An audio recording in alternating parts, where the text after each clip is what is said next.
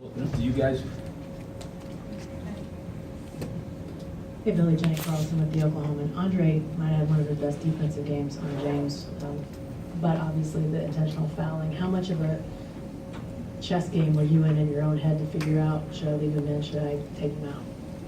Well, I mean, I don't want to speak for Mike on it, but what his intentions were, it may have been, just because of Andre's free throw shooting percentage, but to me, I thought it was a great sign of respect to get Andre off a hard one, to be honest with you.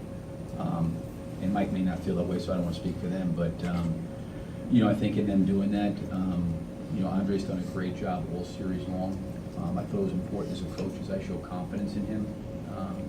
He did make a couple of them. There wasn't a huge disparity, I don't think, in when they did that. Probably broke the momentum of the game a little bit with what was going on, but Andre's obviously, the job that he's done has been remarkable the whole entire series, and this is a great opportunity for him, I think, to learn and grow through some of that.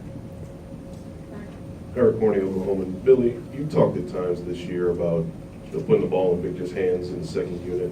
Wanted to know what was the reason for not using him more as the second unit point guard throughout this series, and in particular tonight? The second unit point guard? Yeah, Victor. Just because we've used Samaj and Norris, really, those guys have been our backup point guard. That's kind of what we've done most of the year, so just kind of went with that. I asked that question because of the fall off when Russell comes off the floor and then the ball's not in Russell's hands. I mean, do you think you could get more out of that second unit when Russell's not out there if you have Victor handling the ball more? I mean, you may, but you also may get to a situation with Victor with the ball where we're getting the ball to him a little bit later and trying to get him to create, where he's off the ball a little bit. I thought Victor played, two very, very good games here, back to back. No question, I thought our second unit played extremely well in game 3, and we probably didn't play particularly well tonight as a group. Yeah, Barry Trammell, the Oklahoman. Billy, similar to that question, Westbrook goes out for the second time in 3 games and things just fall apart twice. Your first team outplayed Houston, but then they're giving away leads when Russell goes out. Is that a sign just they've got more quality depth than you? What can you do to overcome what's obviously becoming a trend? Yeah, I mean, I'm not really quite sure how to answer that. I think there's been some moments our second unit's done a really, really good job. I thought our second unit played really, really well in game 3. This was a game where, to your point, listen, I don't think that maybe that there's any difference. The whole year when Russell Westbrook's off the floor is a differential on our team. And for most teams, when you take a player of his caliber off the floor, there's going to be a differential. So there's no question that when Russell's out there, we're going to end up being a lot better. But, to say that there's not going to be a differential, I don't know. I thought, to your point, though, the second unit could have played better. They played much better, last game. I thought we had some opportunities for that second unit to kind of step up and make some plays. The ball didn't go in the basket.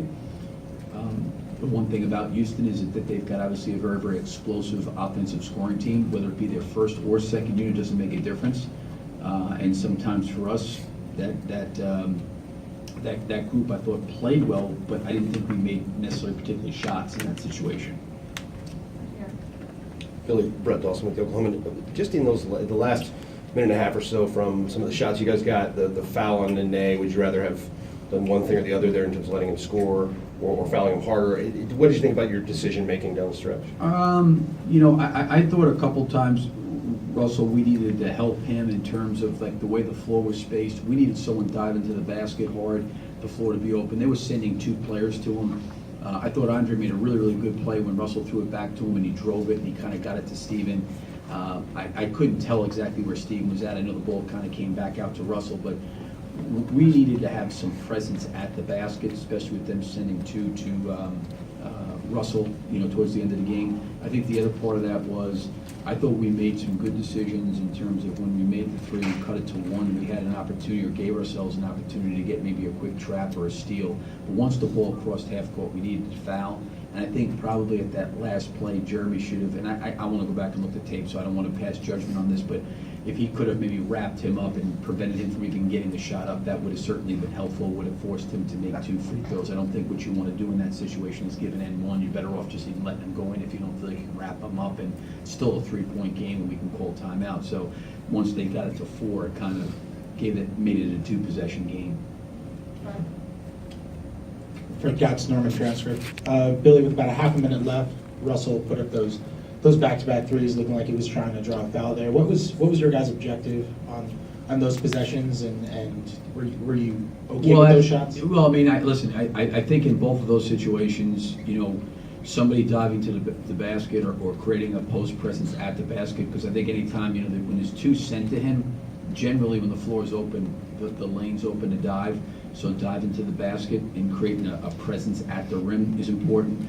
I think the other part of it is, like, listen, this has been a huge part of the series, and I'm not taking anything away because I think the officials are in a very, very difficult spot.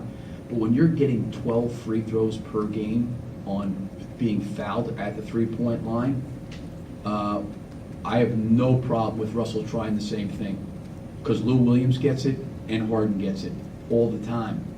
And I'm not saying that's why, but if you go back to game 1 to game 2 to 3 to 4, and you look at the amount of free throws they're taking on fouled 3-point shots in relationship to when we've done it, I have no problem with Russell doing that. And there may have, listen, I'll go back and watch the film to determine whether or not I feel like he was fouled or not. When it's at the other end of the floor in the second half, it's very, very difficult. But Lou Williams is foul 3 and Harden's foul 3 late in the game. I mean, those are huge free throws. Those are huge free throws. And I think I'm not like being critical of the officials here at all, because I think they're put into a difficult situation. All I'm saying is I don't blame Russell when he feels a hand in on him to try to do the same thing.